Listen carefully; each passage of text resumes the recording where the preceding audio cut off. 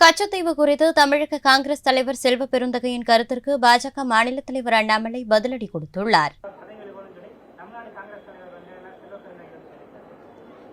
செல்வ பெருந்தகை அவர்கள் முதல்ல கொஞ்சம் ஹிஸ்டரி கத்துக்கணும். இது எப்படி ஜெய்சங்கர் அவர் சொன்னார், இது ஃபர்ஸ்ட் நான் தான் சொன்னேன்.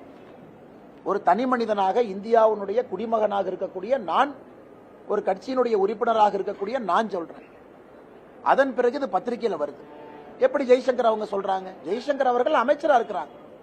பத்திரிகையில இந்த செய்தி வந்த பிறகு, அதுவும் ஆர்டிஐல இந்தியாவுடைய குடிமகன், நீனும் போடலாம், நானும் போடலாம், வானதி அக்காவும் போடலாம், அண்ணனும் போடலாம், யாரு வேணாலும் போடலாம். அதன்படி கிடைக்கப்பட்ட ஒரு டாக்குமெண்டேஷன். அந்த டாக்குமெண்டேஷன் என்னுடைய கைக்கு எப்பங்க வந்துச்சு? கைக்கு வந்த தேதியிலிருந்து 12/3/2024 கைக்கு வந்த தேதியிலிருந்து இது பொதுவெளியில் இருக்கக்கூடிய சொத்து. 12/3/2024 இருந்து பொதுவெளியில் இருக்கக்கூடிய சம்பந்தப்பட்ட சொத்து. அதை ஜெய்சங்கர் அவர்கள் என்று பேசியிருக்கிறாங்க. ஜெய்சங்கர் அவர்கள் தான் எடுத்திருக்கக்கூடிய இன்னைக்கு பாருங்க, காங்கிரஸ்காரங்க பொதுமக்கள் முன்னாடி தமிழக மக்கள் முன்னாடி கை கட்டி நமஸ்காரம் பண்ணி அப்பாலஜி கேட்கணும்.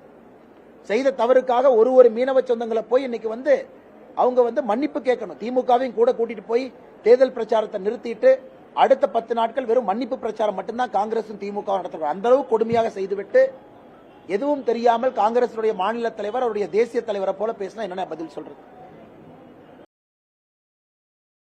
செய்திகளை உள்ளது உள்ளபடி தெரிந்து கொள்ள ரெஃப்ளெக்ட் நியூஸை சப்ஸ்கிரைப் பண்ணுங்க.